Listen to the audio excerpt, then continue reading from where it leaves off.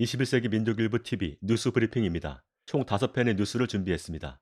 3월 30일 첫 번째 소식입니다. 중국 이란 전면 협력 협정에 서명. 왕이 중국 외교부 장관이 27일 모하마드 자바드 자리프 이란 외교부 장관과 회담한 뒤 양국 간의 전면 협력 협정에 서명했다. 왕이 외교부 장관은 지난 24일부터 사우디, 터키, 이란, UAE, 바레인을 잇따라 방문 중이다.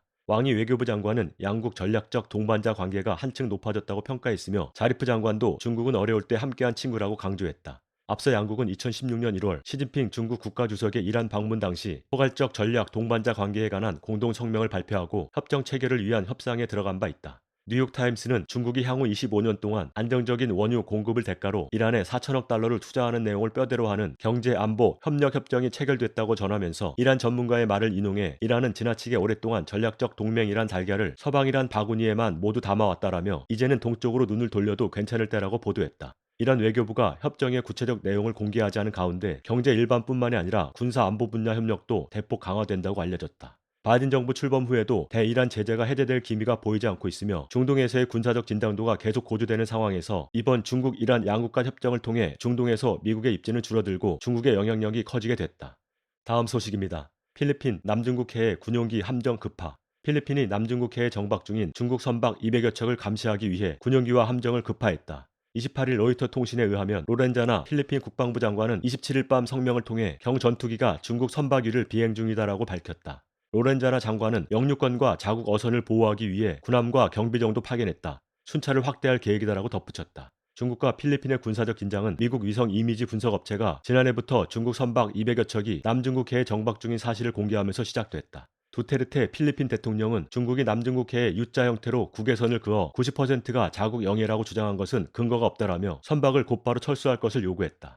다음 소식입니다. 바이든 첫 공식 기자회견에 오히려 논란 증폭. 바이든이 취임 후 65일 만에 첫 공식 기자회견을 열고 세간에서 나오는 의혹을 무마해했으나 횡설수설하는 모습을 보이면서 논란은 증폭될 것으로 보인다. 25일 바이든은 멕시코 국경에 이민자가 늘어나고 있는 문제에 대해 매년 똑같이 일어나는 일이라고 답했다. 이에 공화당의 린지 그레이엄 상원 의원은 이 기자회견은 보기 힘들다. 이민에 대한 바이든의 잘못된 정보는 충격적이다라고 힐난했다. 이날 기자회견에서도 바이든은 어김없이 실수를 연발했다. 아프가니스탄 대통령의 이름을 잘못 말하는가 하면 예상 질문에 대한 모범 답안이 적힌 카드를 읽으면서도 횡설수설하는 모습을 보였다. 백악관은 코로나를 이유로 30여 명의 기자만 사전 초청했는데 질문 기회를 얻은 기자는 10여 명에 그쳤다. 바이든은 기자들의 얼굴과 이름이 적힌 메모를 보며 순서대로 질문권을 준 것으로 알려졌다. 폭스뉴스는 바이든이 에어포스원 계단을 오르다 수차례 발을 헛딛는 모습과 기자회견에서의 말실수를 반복해 내보내면서 폭스뉴스는 질문하지 못했다라고 지적했다. 이어 대통령의 인지능력 저하에 대해 물을 기회가 없었다라며 메모장을 들고 나온 것을 두고 이런 모습은 생전 처음 봤다라고 비난했다. 다음 소식입니다. 초대형 컨테이너 에버기븐 수에즈 운하 자초. 이집트 수에즈 운하가 23일 자초된 초대형 컨테이너 에버기븐에 가로막혀 운행이 중단됐다.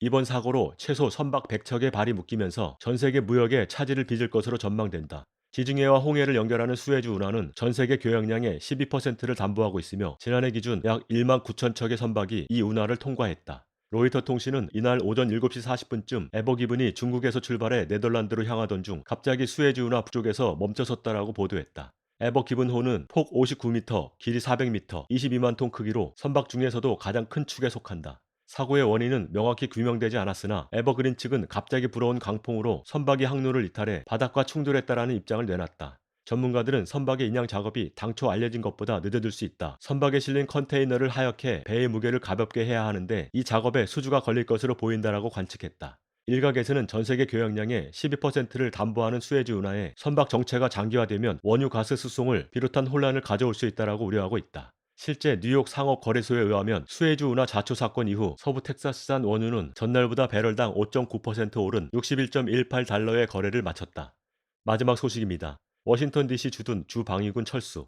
1월 6일 국회의사당 사태 이후 워싱턴 DC에 주둔한 주 방위군이 철수했다. 2만 5천 명 규모 병력이 이제 수백 규모로 줄었다. 백악관과 국회의사당에 배치됐던 군인 일부가 상온에 방치된 음식에 의한 식중독으로 입원하고 한 명이 사망해 논란이 일어난 뒤 20여일간 DC 주둔 주 방위군은 순차적으로 철수했다. 당초 오스틴 국방장관은 워싱턴 DC 주둔 기간을 60일 연장했지만 주 방위군 협회장이 의회 방위 임무에 자원하는 군인이 더 이상 존재하지 않는다. 또한 재정적 부담을 무시할 수 없다. 방위 수준을 조절할 때다라며 주둔을 거부했다. 그는 이번에 철수하는 주 방위군은 가족에게 돌아가거나 일부는 코비드19 백신 사업 지원에 투입될 것이다라고 밝혔다. 지난 25일에는 백악관과 국회의사당을 둘러싼 철조망이 일부 철거됐다. 26일부터는 철조망에 의해 진입이 불가했던 지역에서 주민들이 산책을 하거나 휴식을 취하는 등 여유로운 모습이 포착됐다. 접근 제한으로 논란이 무성했던 백악관 앞 프레지던트 파크에는 중소 미디어의 취재차 방문이 이어졌다. 그들은 프레지던트 파크 잔디밭에서 흰 연기가 나는 맨홀 입구 등을 촬영했다. 철조망 철거와 함께 봄 기운이 돌면서 백악관과 국회의사당을 방문하는 관광객 또한 늘고 있다. 2층 관광버스, 투어 가이드가 재개됐다. 군경에 의해 통제된 도로가 줄었고 더불어 교통량이 증가했다. 겨우내 얼었던 DC의 분위기가 표면적으로는 풀릴 것으로 전망된다. 3월 30일 뉴스 브리핑 마칩니다.